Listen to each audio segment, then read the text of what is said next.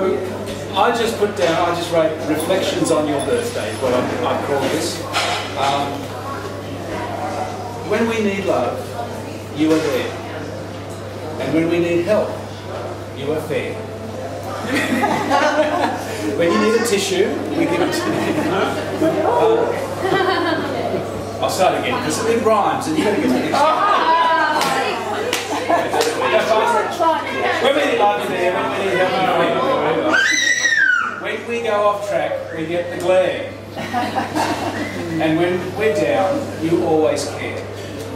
You always show us what is right, and when we doubt what can be done, you encourage us with great delight and make sure we're having fun. You show us a world where complex things become simpler than we think. And you try to solve our problems and wash them down the sink. We love you, Mum, for who you are, whether north, south, east or west. You really are our shining star. Our Mum, you are the best.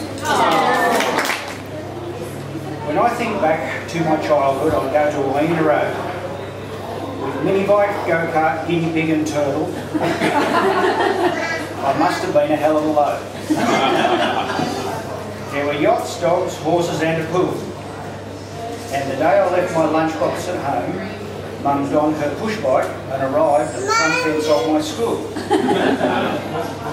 With the words ground resounding across the yard. I probably told her I was embarrassed and acted like a fool.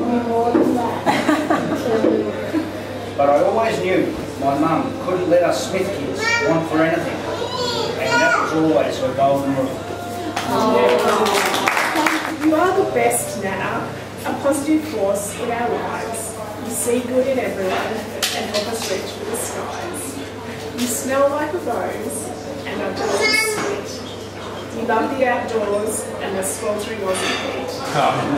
We've shared many cups of tea, jam donuts and Welsh cakes. You make a mean peanut butter sandwich, but avoid the beef steaks.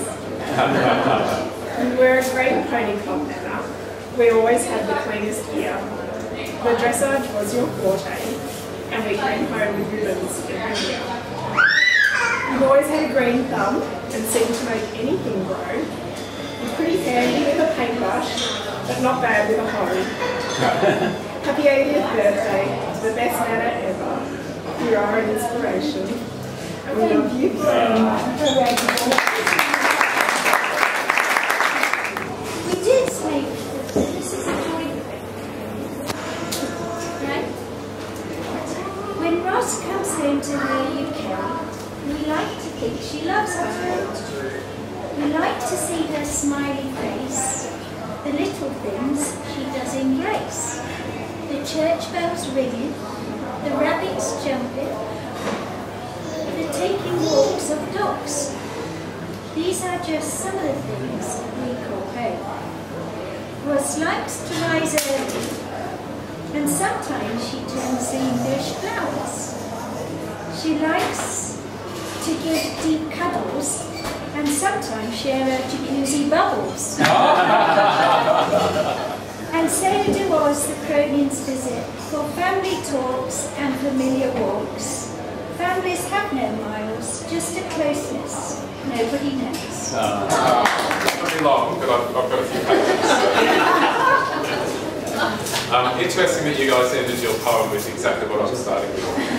So I always love when Nanna calls. We can chat the whole night through.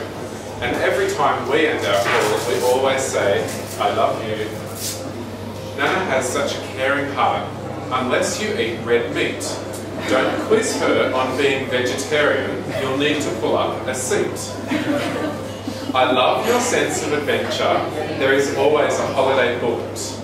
Whether it be Victoria, England or Africa, with travel, you're completely booked. I remember the yummy jam donuts I ate through my childhood years. You always made them far too hot and it always ended in tears. You ooze positivity from every pore and life is never a test. Nothing is ever too much trouble. Quite simply, Nanna, you're the best. Veggie nights.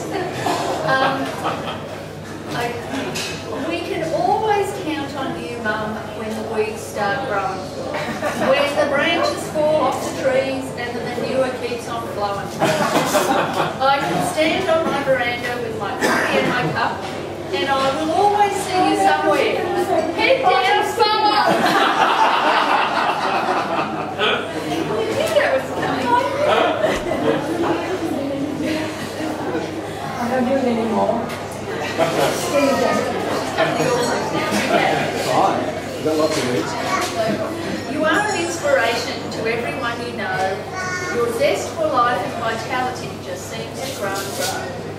Your love for your family never seems to falter, and all through our ups and downs, your support will never alter. We love you, Mum, with your sense of style and your quirky little ways. I would like to make a toast to many more birthdays.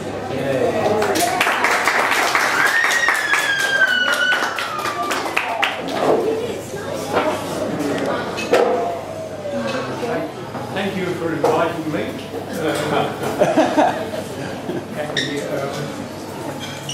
When I look around this room, of course, I was just wondering if I was half of the people.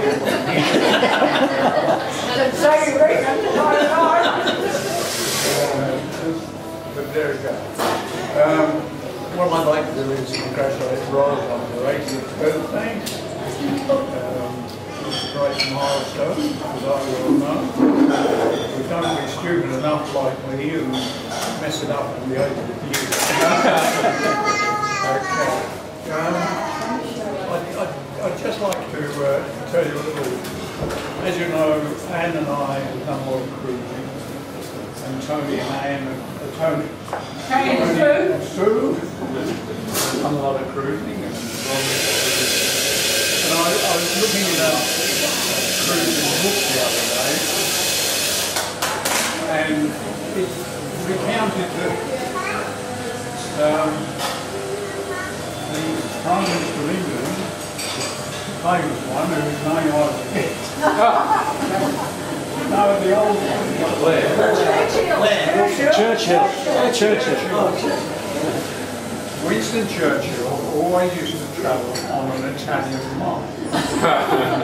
Now, someone, a journalist was quite intrigued by this, and so he said to him, why would you do that when you saw the E&Os and Queens and all that?